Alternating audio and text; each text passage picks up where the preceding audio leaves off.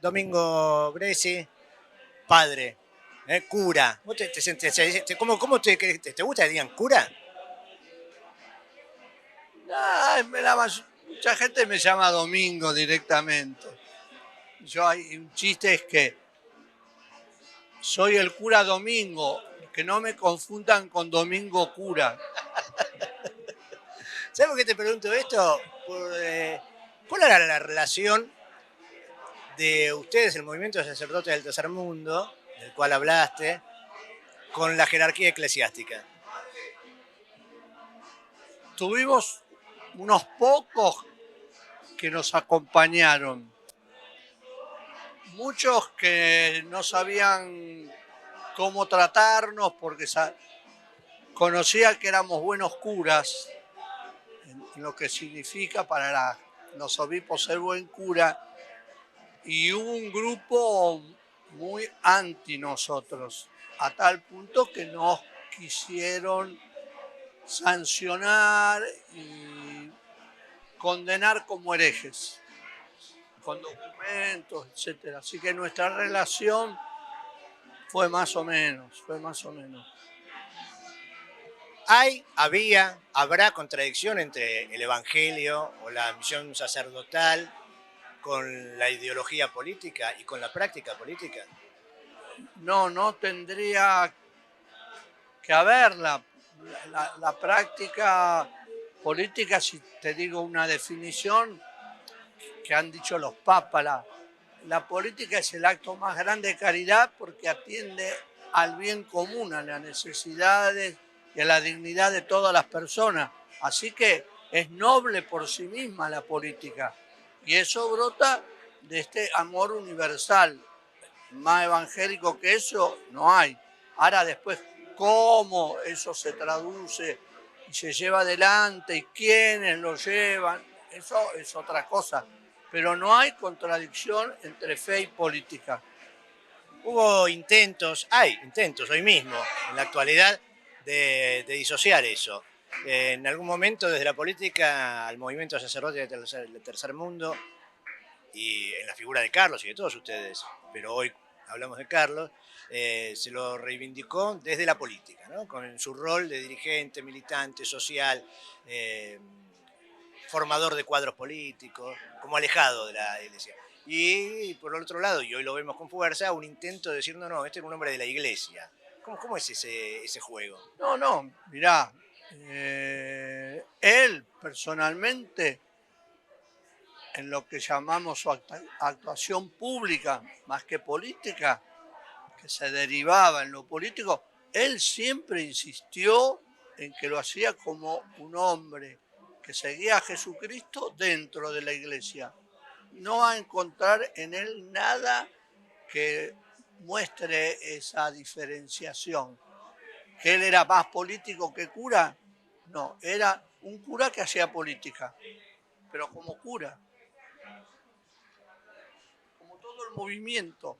El movimiento decía, hacía política.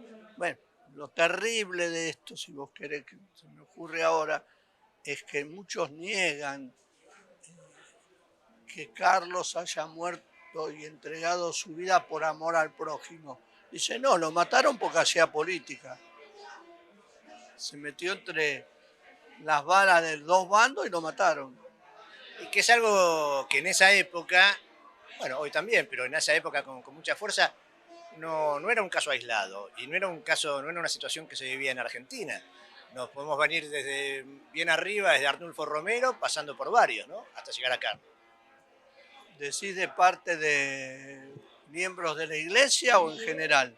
No, miembro de la iglesia. No, en América Latina hay hasta libros escritos, los mártires de América Latina. Curas así sobresalientes, que sé yo, como Arnulfo Romero, los jesuitas del Salvador de la Universidad, Yacurría y sus amigos, pero militantes católicos que estaban con los campesinos en la universidad, en los sindicatos, hay miles de asesinados universitarios, miles.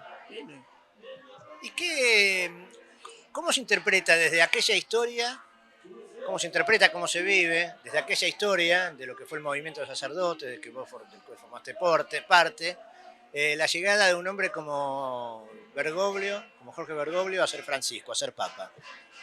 Primero lo vimos con cierta aprensión, porque en la época del Tercer Mundo, frente a la represión, a la persecución que había, de la que yo hablé hoy, con las dictaduras de Aramburu y Rojas, después de Onganía, Levito, Lanusse y después, peor, con la llegada de Videla, Agosto y Macera, era imbancable eso desde el punto de vista de la fe religiosa de cada uno de nosotros. No se sostenía y lo repudiábamos. Y por eso fuimos perseguidos también por parte de la dictadura, y a partir de 1974, que el primer asesinado es Carlos, tenemos registrado, comprobado fehacientemente, 20 sacerdotes más que fueron tomados presos, secuestrados, torturados, desaparecidos y o asesinados. Y 100 curas que también de todo el país, en todas las cárceles del país, cayeron curas que por su militancia junto a los reclamos de los sectores populares y medios, también como los universitarios, también fueron detenidos, desaparecidos y secuestrados. Así que eso fue en todos los niveles. Pero digo, insisto con esto, digamos, la llegada de Bergoglio a Papa, Francisco, ¿qué significa? ¿Cómo se vive y qué significa? Lo que te conté, Bergoglio guardaba silencio. Había obispos, pocos obispos, que estaban a nuestro lado, nos apoyaban o nos defendían cuando era el momento. Pero él, frente a nuestra realidad interna y la situación del país, cayó. Es decir, por ejemplo, ahora vimos la foto de Estela de Carlotto abrazándolo a Francisco. Bueno, en su época él no recibió a las madres. Cuentan y hay escritos donde dicen que él ayudó a perseguidos y ayudó a salir del país. Eso lo dice Alicia Oliveira, que nos contaba mucho Alicia Oliveira. La conocí, la traté, ella lo defendía mucho a él. Puede haber hecho eso, pero hay otras muchas cosas serias que por la responsabilidad que él tenía como provincial de los jesuitas que no abordó, y inclusive dentro de la jesuita hubo muchas críticas a él porque él no actuó como debería actuar. Y en el cambio de Bergoglio a Francisco. En el cambio de Bergoglio a Francisco sostengo públicamente que se hizo tercermundista. Le afloró el peronismo. Le afloró el peronismo. Le afloró porque ya lo tenía. Peronismo de derecha, guardia de hierro, pero ahora está más amplio. ¿Y es algún tipo de reivindicación para el trabajo que hicieron ustedes desde siempre en las villas? Y sin decirlo públicamente, detrás de la acción nuestra liberadora, que yo nombré hoy, ¿no? La liberación de los pobres quería Carlos, no solamente que tuvieran una vivienda mejor, que se liberara de la opresión. Dentro de eso, me preguntabas, a ver.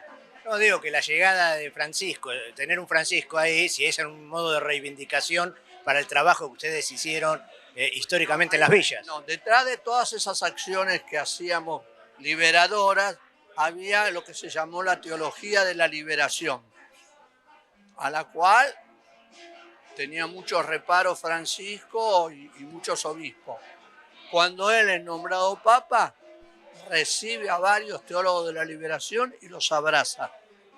Y, por ejemplo, un teólogo de la liberación, que es Leonardo Boff, le dio mucho material para su encíclica acerca del cambio climático y de la casa común, que es Laudato Si, porque Leonardo Boff hacía años que venía trabajándose y a Leonardo Boff lo sancionaron en el Vaticano y él lo reconoce, se abraza con Gustavo Gutiérrez, con Arturo Paoli. Bueno, son gestos muy importantes. ¿Qué es Mujica hoy? ¿Qué es Carlos Mujica hoy? Y es el representante de una corriente de la iglesia que, siguiendo a Jesucristo, quiso comprometerse social y políticamente con los más humildes y los más pobres. Y es un referente nuestro. Él nos ilumina, nos interpela y nos llama a comprometernos.